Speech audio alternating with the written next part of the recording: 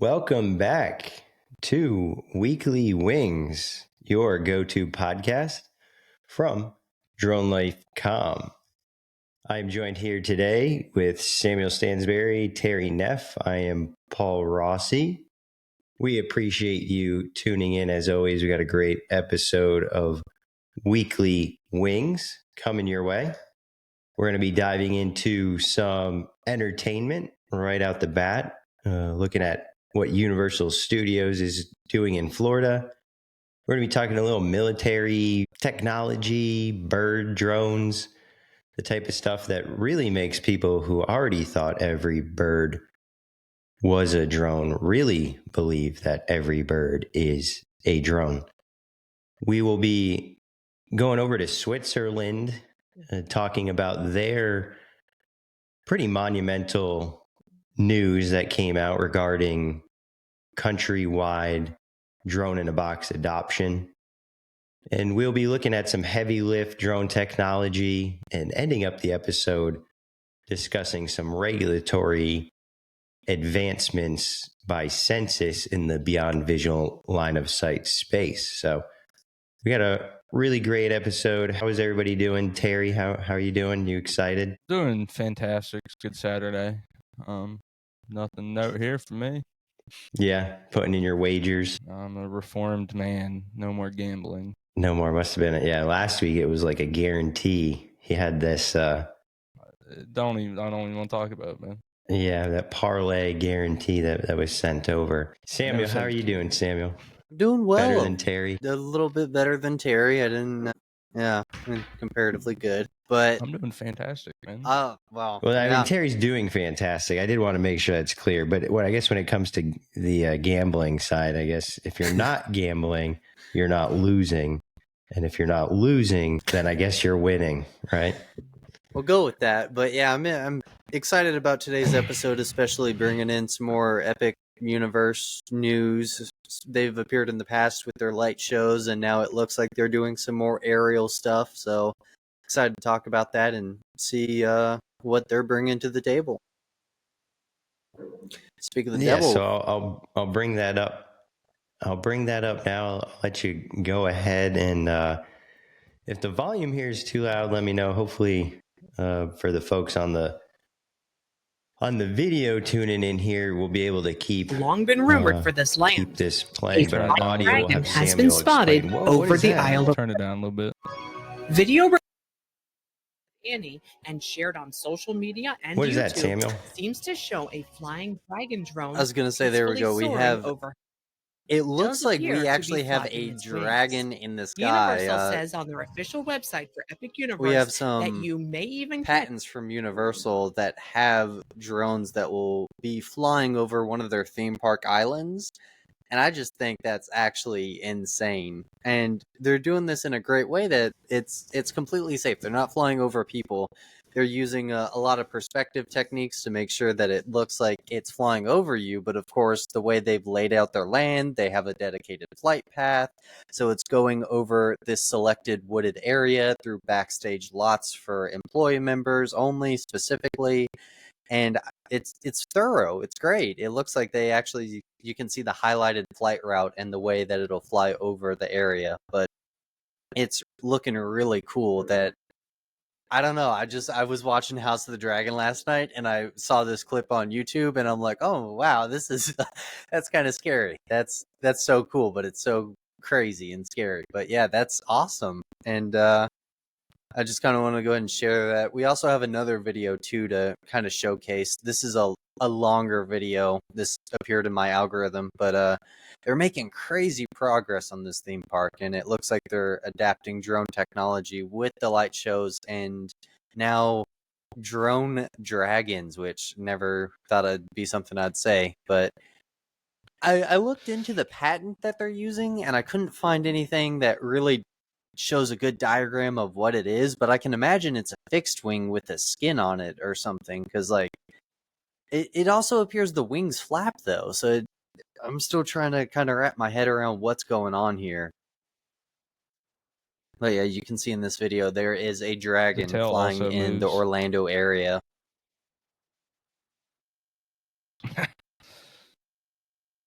HBO needs to step their game up. They need to make an amusement park with multiple drone dragons.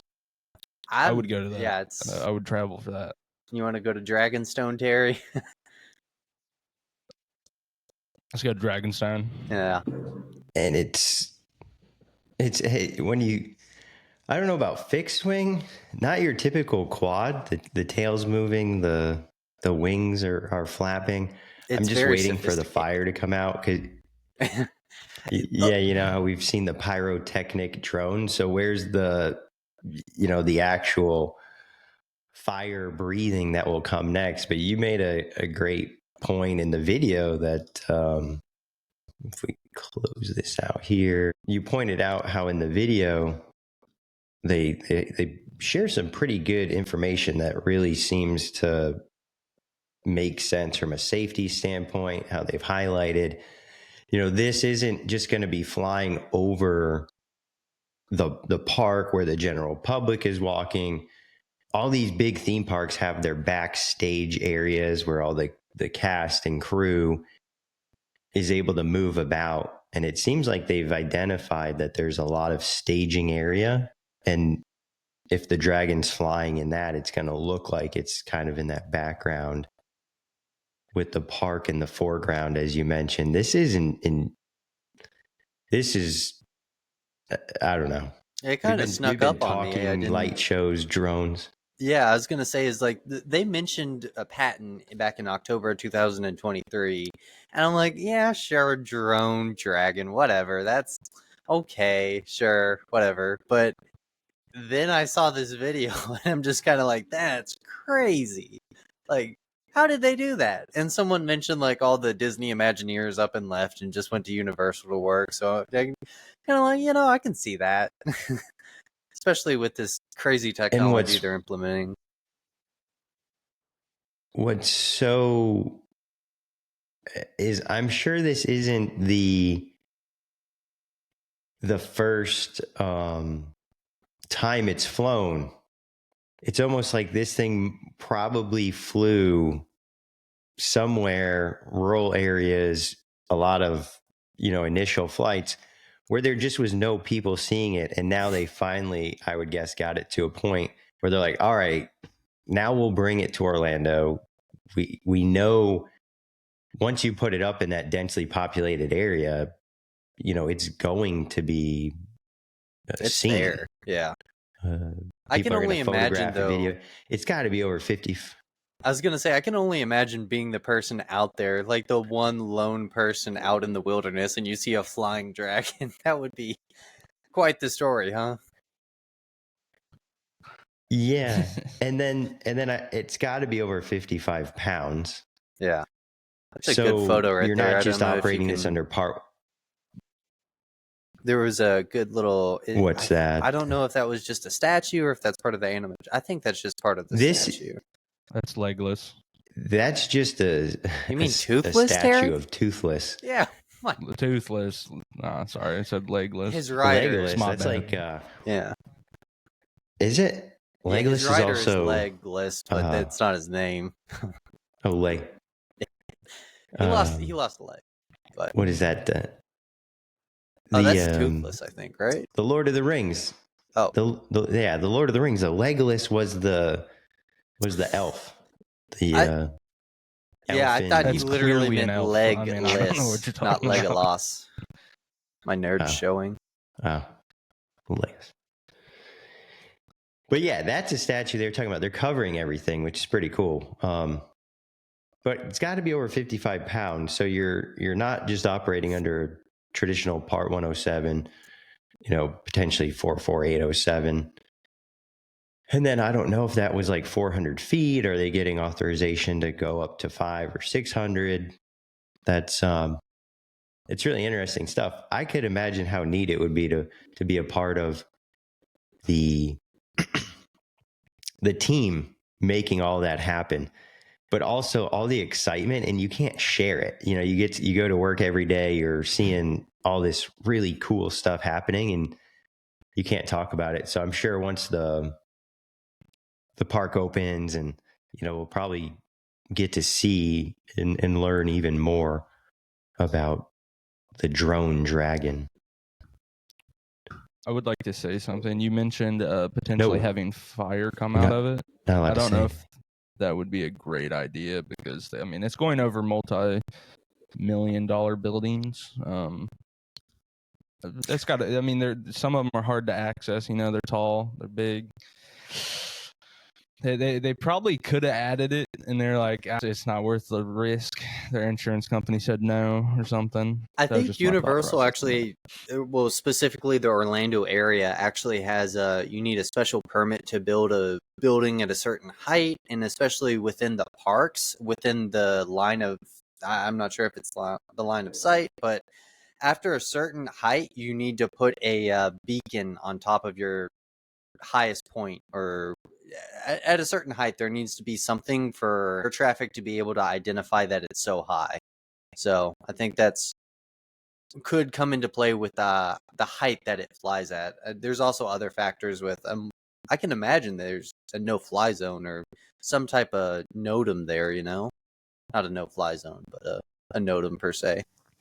Yeah, around the parks, in general, around the parks, just Yeah. because they don't want people showing up and trying to fly their drone. And the other thing is there's a degree of, like, even now as they're building the park, that video where it's like, look at this. I mean, they're covering and they're hiding things because they don't want, like, they're spending. And then the other thing I saw there is like, look how much money is being spent. This massive park is just being spent on, like, painting, the design, all these different statues being carved. It's and then they want people to walk in on day one and to really have no idea what they're going to see. So they're wrapping the statues up. They're trying to remain competitive, and they even don't want the other, like a Disney or, you know, competitor to see, what are they doing that's going to be coming out? Because if we can announce a week ahead that we're doing a flying dragon, then, you know, we're gonna win. To go back to Terry's point about the fire, I kind of like agree, where if you go to your think about how many lawyers Universal has, right, in order to get something done. Flying drone dragon, you know, over certain areas, you're having to detail everything. We're going to fly it over here the same way they're communicating to the FAA. Their lawyers are looking at it under a similar microscope. So if you're like, well, the dragon's never really flown before at the park, we want to start out with fire. And they're like, yeah, how about we just, you know, because in order to have it shoot fire, you got to have that tank with that combustible fuel. So then even if the fire mechanism works, if the dragon comes down, that is a hazardous material. So I think give it a year. Let's get some reliability. Let's get some successful flights in. And then I think after they can do that, it might open up the door for, like, hey, yeah, we have X number of flight hours. The vehicle's safe. And hey, let's increase the risk a little bit and spray fire. And then what you could do is you could sell these to farmers, and you could just replace the material in the chemical and just put like some agriculture spraying, and farmers will have dragons. What an I thought you were age going we're living in in. the scarecrow direction. Like no birds will want to be in the area because, I mean, it's a dragon. Yeah, you we know? don't need a scarecrow. Yeah, we're going to scare all the sheep away. You're like, hey, how did you get your sheep to all stay over here in this field? I have my drone dragon fly over there in that field, and it just scares the ball over to this side. But that's kind of weird, because I guess dragons would come first because bears and lions and tigers still exist. So we've talked in the past, right, about how the zoos are just going to have like robot rhinoceroses. And so you think with the dragon, I thought we'd get bears first, and we kind of do, just not in the zoos. But seeing a dragon get unleashed, it makes sense because dragons just don't exist. So this is not just bringing something to life. This is bringing something that doesn't even exist. It may not, I don't even know, right? Here I am talking about dragons like they used to exist in the sense of like Game of Thrones, right? Did these kinds of dragons really exist, or was it more of a pterodactyl-like being? It's yeah, I don't know. I still have the video kind of playing in the background, and I'm just kind of like, wow, that's crazy. But I think I'm gonna have to go there at some point and send a video back to us or share it here on the podcast for my own eyes. But see it in person one day. Well, like you're gonna go. You should go down there and you should get some like firsthand footage. I like that idea. See if you can get anything better than what's on YouTube. Yeah. Yeah, can I go scope it out? I'll go with you, Samuel. We'll go do that. We'll make Another a good road place trip. added to the Orlando ain't too podcast road far. trip. Yeah, the big Tecumseh Sherman Tecumseh tree, right? What was that one? General. I think we mentioned Asheville with the Stansberry. I guess that site's not quite there now, though. Yeah. And so looking at some tech stuff here, I mean, this was pretty big tech, and I guess staying on this theme of flying animals, what are we bringing up right here, Terry? So basically, there was, I don't know if it was a leaked video or if they intentionally released it, but it was like a Chinese like commando squad. They were spotted using a drone that is shaped and looks like a bird. I mean, this has unlimited reconnaissance abilities if you think about it. I don't know how anybody with an untrained eye could ever tell that was a camera, but this is going to go well into the there's a TikTok trend where there's just people don't think birds are real. So this just helps that theory, unfortunately. So we'll get some more of that. It's like the flat Earth stuff. You can turn that down. Yeah, it's insane, and it looks very compact as well. I mean, it does look like the bird is like having a stroke, but still, you're never gonna be able to just look up and be like, oh, that's a robot, you know? I mean, that fools the naked eye, though. Just seeing it fly. I mean, that's a weird bird, but I mean, it's flying. You know, it looks like a bird. That's a bird. He might just be having a hard day. Yeah, dude, he drunk the wrong kind of water. Drunk a little antifreeze before he went up. Poor guy. But yeah, I mean, that's crazy. And where'd that pop up for you? I'm just kind of curious. I think I seen it on TikTok Okay. first, and then I looked it up on Google. Yeah, but very interesting stuff coming out of China. I'm sure they have other stuff. I can imagine. Did the video show how it lands? I don't think I saw that. I didn't know if it had any of those cool. What's that? I said crash landing. It just hits the ground as hard as it can. And this is an article that was referenced in the one that you had shared, Terry, of the CIA working on some drone birds with developing a satellite relay program. I mean, this is a potentially old document that just randomly pulls up. But that's interesting, having these like things flying around, relaying information. But what's crazy is a bird flew into the window at our house like 3 days ago. Killed itself. It was a drone. Oh my god. Yeah, it was wild. I was out of town, so I just got a picture of a dead bird. No context. It was a threat? I don't. What? I said it was a threat. Did you have context to the dead bird picture prior, or was you a it dead just bird? Well, the dead. No, I just saw. And here's a video of not necessarily the bird, but just a single prop, readily, easily deployable.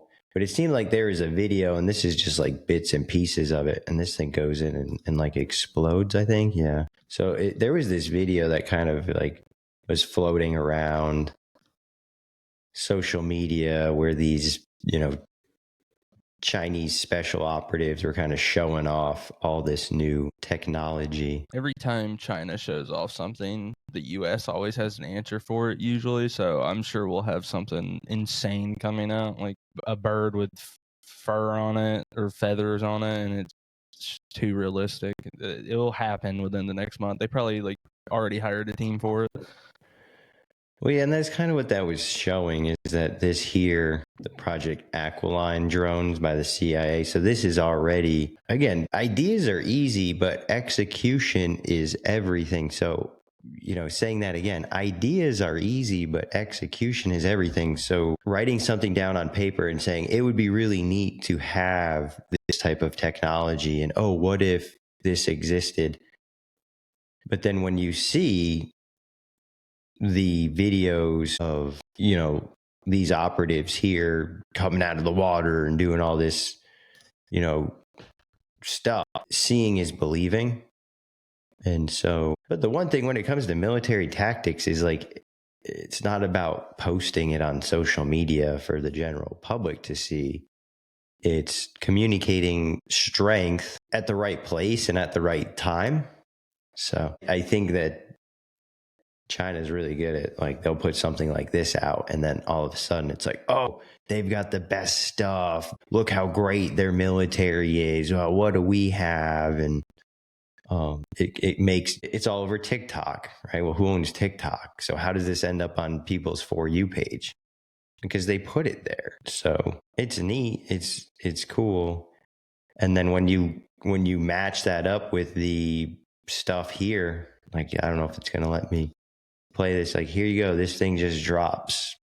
Boom, drone. Right? You're not sharing your screen. Which screen? Are you sure? I'm not seeing it. Just looking at your face right now.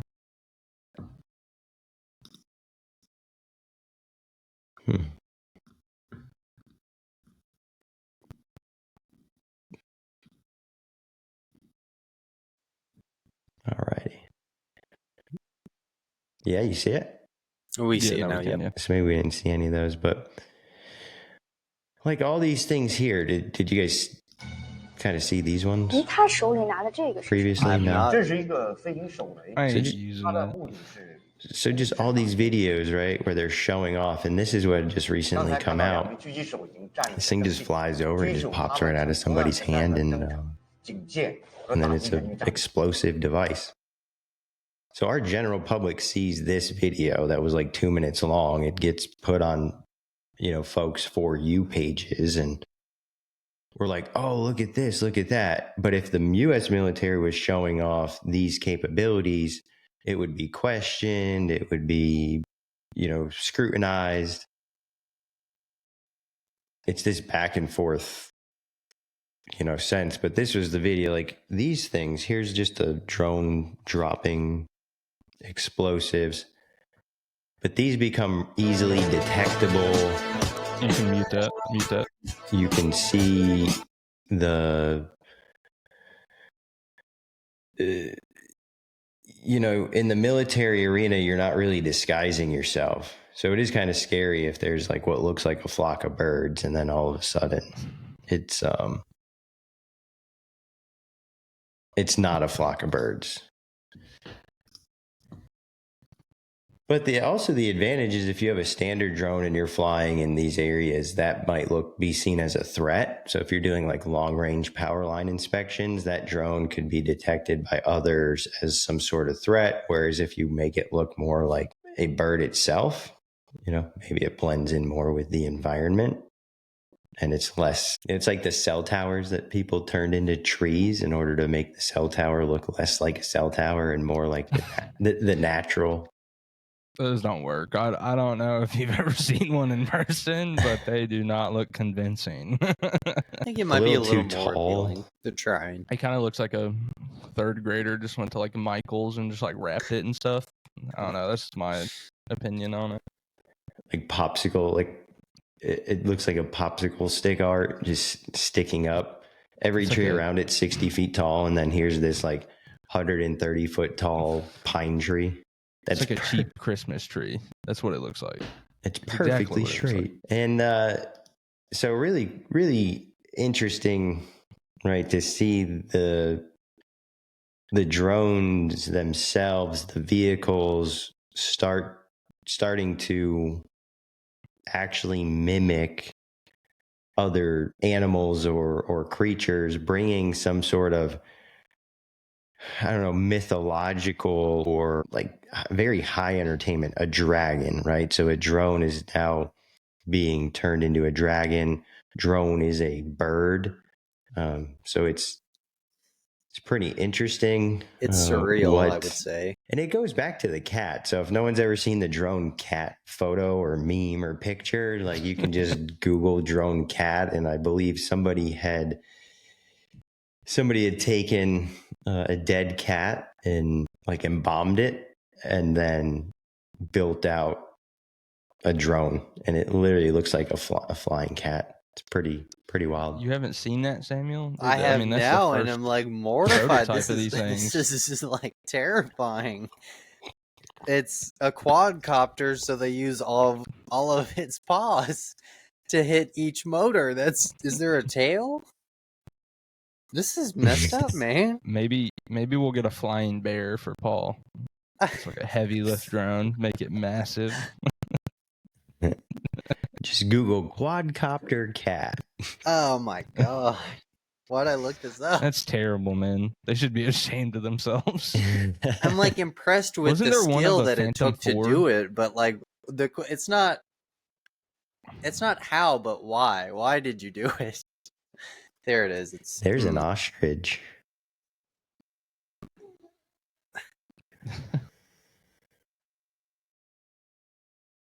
Yeah. It's pretty wild. It's a quad cat. How long has this been a thing? Like, when did There's this meme? The I'd never mouse. heard of it. So it's like a taxidermied cat. It's a real cat, right? Oh yeah, yeah. It's not even a Orville. meme. His It's name's like a real Orville. thing. This That's was like disrespectful. this was 2022. Oh my god! I could have swore there was one on a Phantom 4 like a long time ago. I don't know why I'm thinking that. I remember seeing the Phantom 4 and a cat attached to it. For all you cat lovers tuning in, I mean, it's that'll pretty interesting though, chase. because if you love your cat so much, that's what are you going to chase with that? Young children? Yeah, I was gonna say you can chase mice away, but I mean that anything else scares them away as is. This is just you're gonna scare the local neighbors away. Yeah. I We can turned get the flying mouse and then get the flying cat and have Tom and Jerry, but in the air. That's It's what we can have. unhinged. I turned my beloved cat Orville into a drone because he loved birds. Everyone's horrified, but I don't care. Can we lock him up? Is that possible? It's a crime against humanity. Bart Jansen. Bro, I love my cat. I swear, The but like cat was that's I could never. the cat was ran over by a car.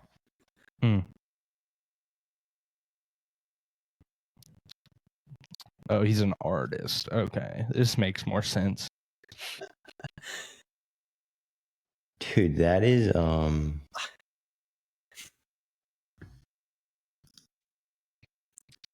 Oh my god. oh my goodness. Yo, look at this. His business is turning pet animals into flying machines. Wow. I never So went he's this done far. maybe multiple cats. Then he's got a drone fleet of dead cats. This guy's on the sticks over here. That looks like it might be Bart. I'll go up to Asheville. I'll hunt a bear, and then we'll send it to him for him to make into a bear drone for you, Paul. All right? We'll get this done. This was unexpected on the That's, podcast. yeah, this is a little. We didn't entirely mention that, and we probably didn't do a good disclaimer for anyone who was. Yeah, we're not going to click this link. Turned Oh their my pet God. golden retriever into an ornamental rug. That's yeah. What country Wow. Like in is the this Family as far Guy as we know? episode where they Is this America? It's got to be America. The Dutch taxidermist turned his dead cat into a remote-controlled drone known as the Orvelcopter.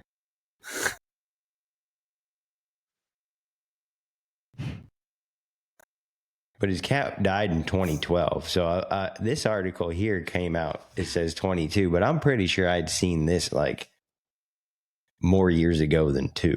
Well, the motors look So- kind of old, don't they? Well, Like older-ish, or the props, I should say. But I mean, yeah, definitely some of that much more early DIY type stuff. Well, we took a little side detour there in order to check out Orville and Bart and what they were doing and bring Samuel up to speed with the cat copters. And also anybody else who happens to tune in, and any of our regular listeners for the Weekly Wings podcast who also were not up to speed. And it is interesting because if you're a cat lover, you may or may not like that. And if you're not a fan of a cat, you might like or not like that. But that is not a drone that I will be adding to my fleet, nor will I be turning any pet of mine in drone. Quadcopter, octocopter, hexacopter, octocopter, nothing. And so now from Dutchland taxidermist transitioning a different location overseas to Switzerland. And Switzerland just really remains a hotbed for UAS activity, almost one of those areas kind of competing globally to possibly be recognized as like the Silicon Valley of drones on a global scale. This article here, it's funny, Samuel, I think you shared this about a day before I'd ended up also seeing it, was Nokia and Swisscom Broadcast are deploying 300 drones in a box across Switzerland.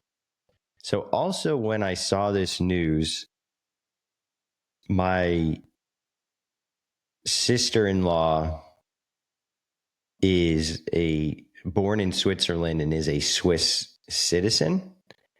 And her nephew was in town visiting. His birthday was yesterday. But I had mentioned to her 19-year-old nephew how, Switzerland's doing all this crazy stuff with drones. And, he's a Swiss resident. Like, if you can travel to the US and you're familiar with this country, and if you like drones, there could be huge opportunities because we know international companies want to be in the US market. And again, Switzerland's doing huge things. So and seeing this, I was like, look, see, told you. And so it looks like they're going to have drones as a service. So the purpose of this is the companies together are going to deploy 300 drone in a box units aimed at enhancing safety and operational efficiency for public safety and industrial use cases. The company that deploys these will then also be responsible for operating the drone. So if a call ever comes in, company pilots will operate the system, and then the video feed will go to the local police department or a state agency. If there's a commercial business or public utilities that need to be inspected, they will be able to leverage these drones in order to, increase the efficiency of the public infrastructure, whether that's roads, bridges, potentially cellular, energy. And having 300 spread across Switzerland, that's really neat. notably, What do you think too, about this, Terry? Sam? Go ahead. Well, I have one question. I wonder how they're deciding where to put them. Like, I wonder if there's like a checklist they have to meet to like have enough uses in one area. Because I mean, there's only 300 of them. I know Switzerland's not like huge, but these only can cover so far. Kind of asking more so Yeah, that's urban a or good more point. so Public like rural. safety. Yeah, like, do you decide to put it next to a big power line area, or like, do you decide to put it in the middle of a town? I mean, I know it's weird. Well, notably, I kind of wanted to point out that the drone in the box itself it looks like a quadcopter with 2 GPS antennas and a parachute container. Is that what we're looking at as far as we can tell? That's what I'm seeing. Yeah, it looks like a quad. It might be a hexacopter. Like it could be 1, 2, 3, 4, and then 5, 6. Yeah, but I do see 2 motors in the back. I do see a parachute canister, and then I see 2 antenna on either side, and then a significant looking payload. Oh, here we go. Oh, there it is. So the 6 hexacopter motors, lightweight, very, it looks like pretty much everything you need is there. And anything extra isn't. Dual GPS, as Samuel mentioned, with what looks to be, RTK capabilities. But, the system looks pretty solid. The payload looks like it's a pretty drone, too. It actually looks nice. 300 units. And they're just doing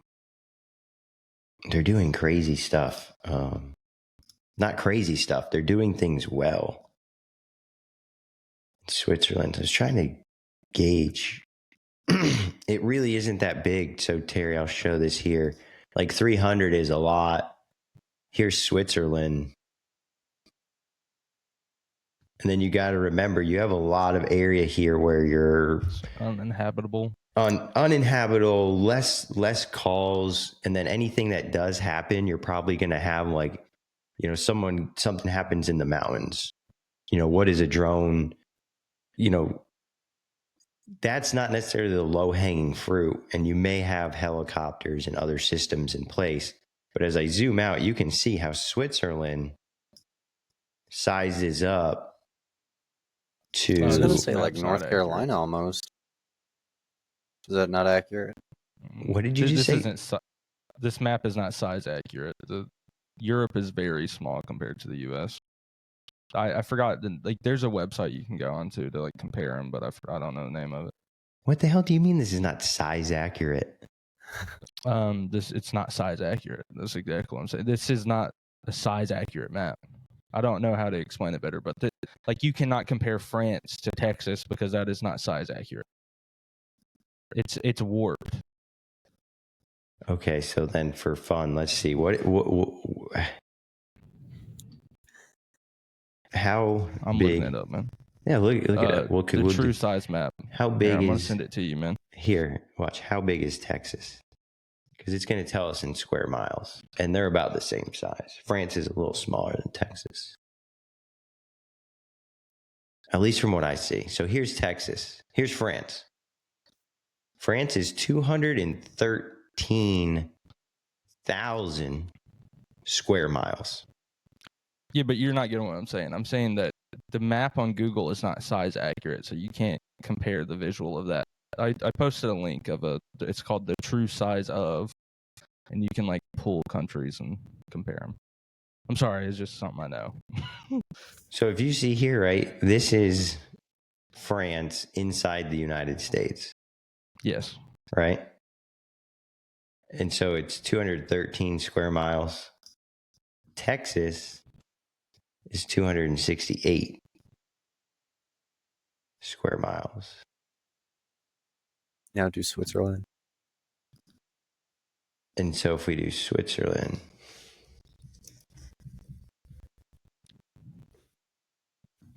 Switzerland is 15,000. It is a fraction. Do North Carolina. And so how big is, how big is North Carolina?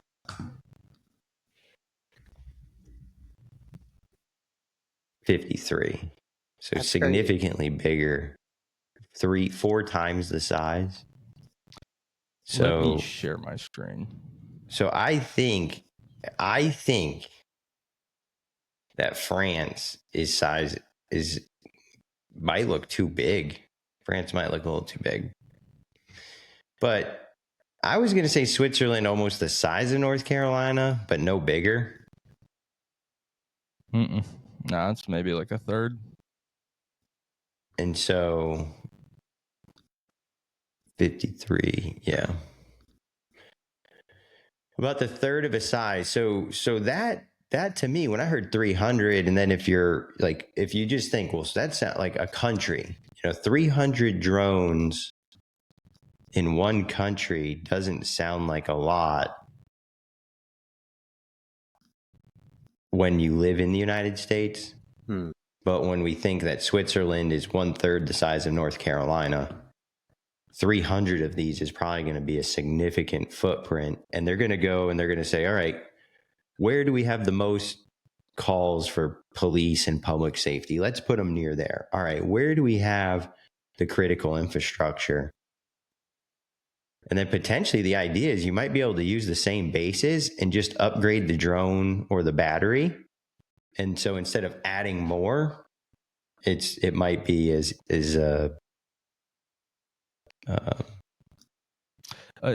do you see my? Yeah, that's cool. Yeah. Topic. So you see how it warps? It warps the U.S. So this is the U.S. compared to over in Europe. And then this is Switzerland right here. So this is an accurate representation of what Switzerland would look like over North Carolina or South Carolina.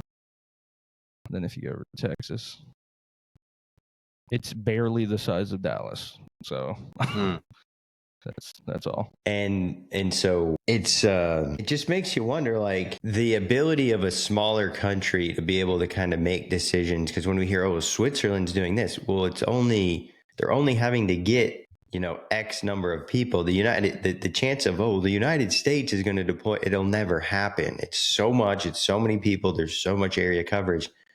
Hell, even the state of North Carolina, you're never going to see, the state of North Carolina is deploying, all these drones in a box. It's the way that you'll see it here in the U.S. is eventually this department will have one, that department, and maybe one day they may somewhat work together. And then someone like a DOT, they might put some drone in a boxes out on the highways in order to help do bridge inspections and things of that nature. But why don't we have drones on the highway systems for Amber Alerts? The technology, what the make and model of the vehicle is, the license plate. Having an aerial asset sitting alongside a major roadways, you already have infrastructure, power, and the things that you would need. And you're going to deploy these in some of the most high risk situations when time is of the most importance. So I think with that news, it's really exciting, and hopefully we'll see, our agencies and states and governments really adopt this technology the same way others are. But we're also very capitalist, whereas Switzerland is the opposite. So they very much do things as a whole. But looking at cool tech and kind of still staying in the realm of advanced technologies, we see some heavy lift drones being used to do some really cool stuff in the support of wind farms. And Terry, you were pulling some information, or you were calling out some pretty interesting stats here that you had saw on this operation. The Ørsted deploys heavy lift cargo drones at the Borcel offshore wind farm. Yeah. I think it said it's like 220 pounds, I believe, is how much payload it can carry. So basically a human, or potentially two, depending on how much they weigh. So we can see the traditional methods, right? These wind turbines here are out in the middle of the water. The only way to access them is by boat. So the boat will, approach the wind turbine, and then individuals are able to go up and down to this kind of, control room by the ladders and stairs inside. Very time consuming. Yeah, and it's putting a lot of stress. I'm assuming they don't have an elevator, so it's probably the person carrying up a 200-foot tower every time, 100 pounds worth of stuff. So this is definitely going to help them out a ton. A 70-kilogram drone that can carry up to 100 kilograms. It's kind of So insane, the to drone be honest. specifically...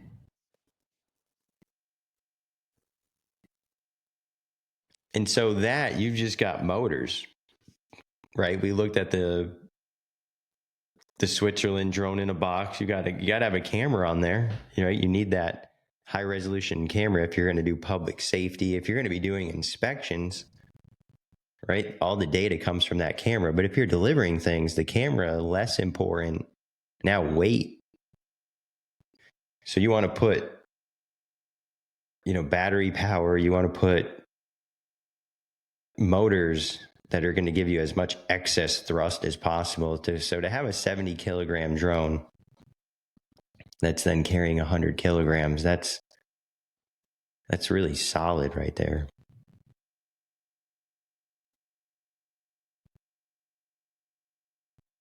I wonder if they're kind of using just because I mean, from an operational safety standpoint, I feel like it's one of the most safe places to operate technology like this is because, like, what's your factors here besides nature, and you're not going to have anyone on the ground that you're going to hit or anything like that. Nice little highlight here. Drone means less work disturbances as wind turbines do not have to be shut down when cargo is delivered. Like, they chose a very good place to be doing this, but I'm kind of curious what their next step would be. Like, where would they go once they have this kind of more efficient? It seems very efficient now, but just kind of like other practical uses or places, I guess.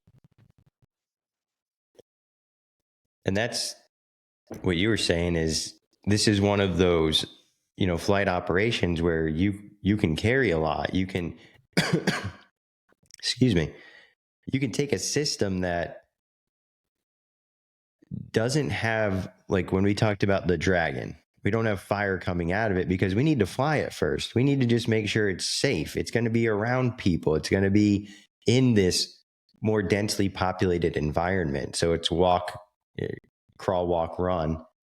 And crawling means different things depending on the levels of risk. Here, it's like, hey, yeah, throw the 100 kilograms on. Let's get this going. Why? We're flying over water. If something happens, what's the risk to people and property on the ground?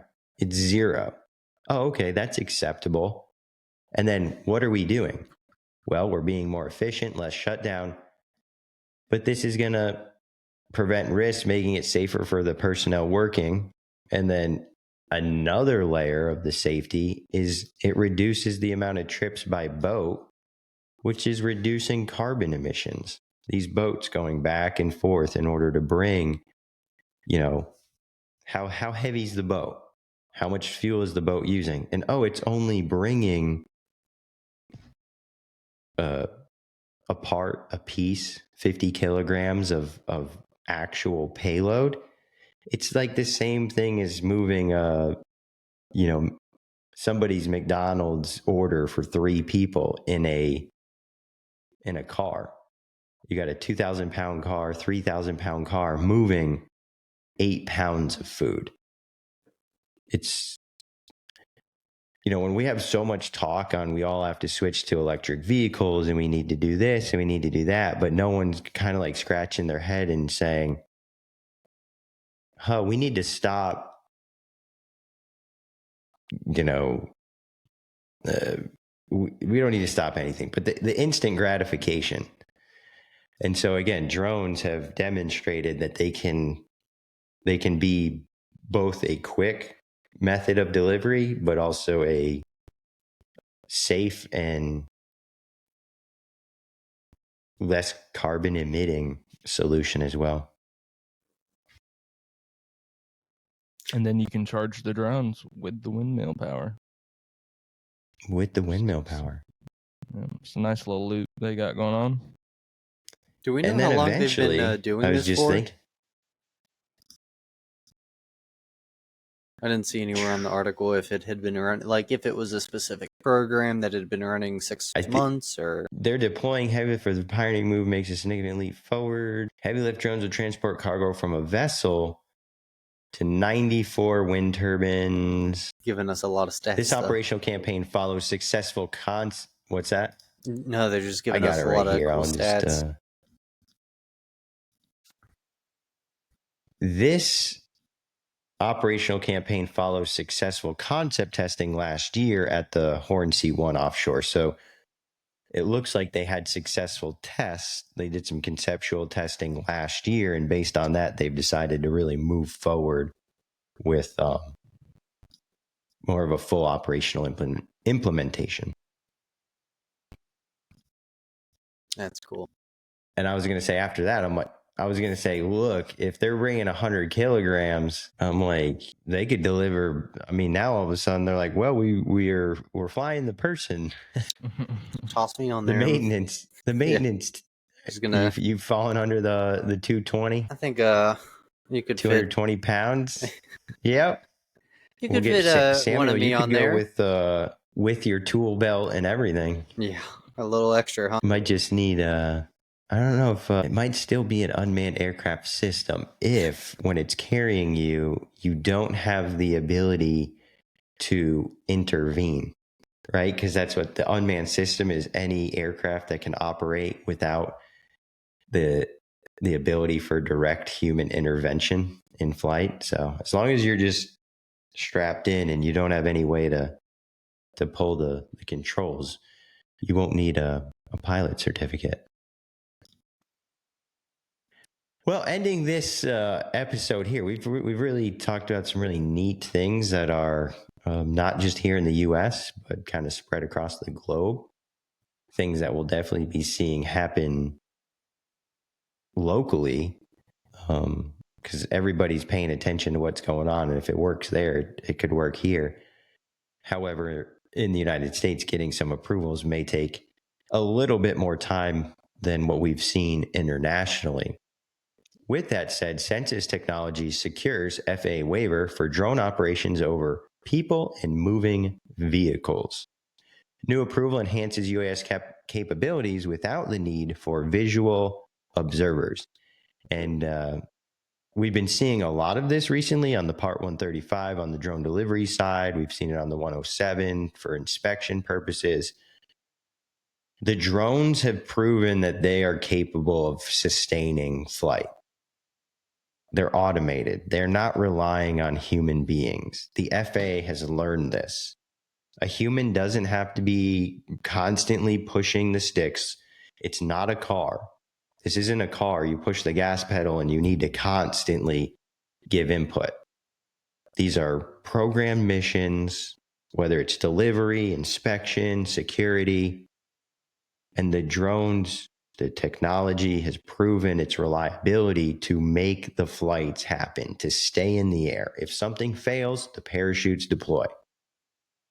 But the risk mitigation associated with detecting nearby aircraft, that is still up in the air. And however, what we've seen in controlled airspace in the DFW area, a combination of ADS-B, right? A drone that has ADS-B in, it can see the other aircraft flying around. Now we need that other piece. We need the UTM. We need the drones to talk to each other. We need potentially shielded operations.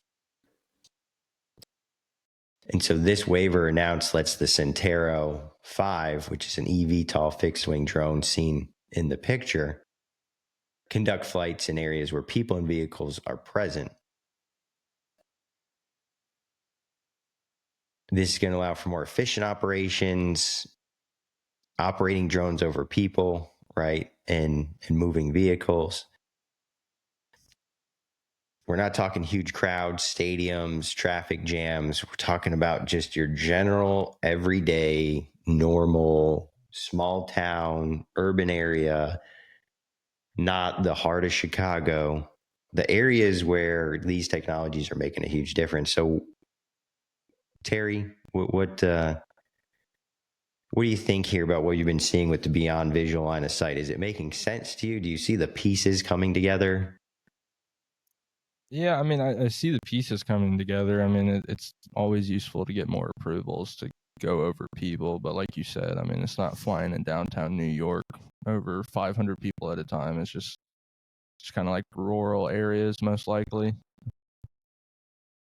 Yeah, where a lot of it's just like incidental, you know, it wasn't intentional. When you're flying a power line, you go across this road, there's a car, it's all transitory in nature. These operations aren't just stopping and hovering over intersections.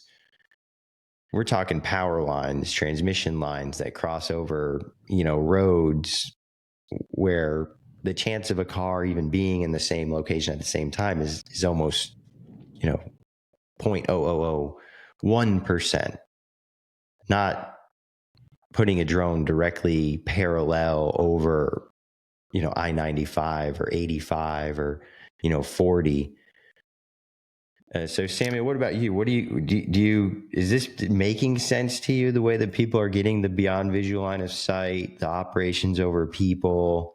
I think so, especially Both considering with in and it out of not just controlled airspace? it's not just opening the floodgates to each and everybody, but it's slowly kind of integrating this into a nice and neat process per se, as well as trying to think how many episodes ago it was, but with the new technology inbound, it's kind of like we're gonna be able to rely on technology to accurately tell us what is in the area, and not just tell us, but show us. So we'll have more tools at our disposal for safety, which totally makes sense why this is kind of opening up for the way it is, I guess.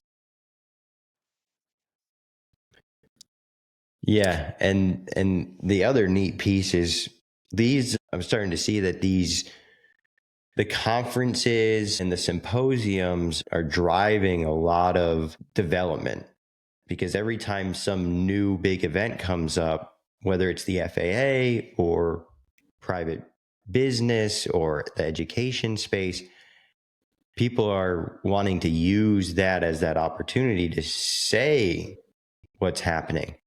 So we just had the FAA and AAM symposium. So we've seen a lot about that. People have been talking and a lot about how there's a clearer picture and path kind of forward. Safety management systems have become a lot more relevant in the drone space, not just being safe, but managing safety, tracking it, safety reports. That's a huge piece that companies that want to do beyond visual line of sight, ops over people and vehicles, they're going to have that built into their organization. And then the collaborative UTM piece. And then we have commercial UAV coming up in 3-4 weeks in Las Vegas. So that'll be another, you know, event where you've got panels, you got people talking about this is what you need to do, this is what you should be doing. So you can't just have panels of the same people and the reps saying, well, this is where we need to be, this is what we want to do. This eventually that talking has to stop, and the people who have listened and followed and, you know, checked the boxes, they're going to get those permissions and authorizations. So it's kind of like this neat cycle of This is folks what we're actually doing coming now. together at these events. Yeah, and then you come out and you say something, and sometimes it's this back and forth where private business is trying to get, you know, government folks to say things publicly in order to apply the pressure. And the same thing is the FAA is always bringing folks on, having them speak, engaging, because you want businesses and organizations to publicly commit to safety as well. So it's getting the FAA commit to progress, and then it's industry committing to standards, policies, and practices. And it all happens in real time. So it's really neat. Boy, Labor Day, right? The year's flown by, but another great episode's flown by.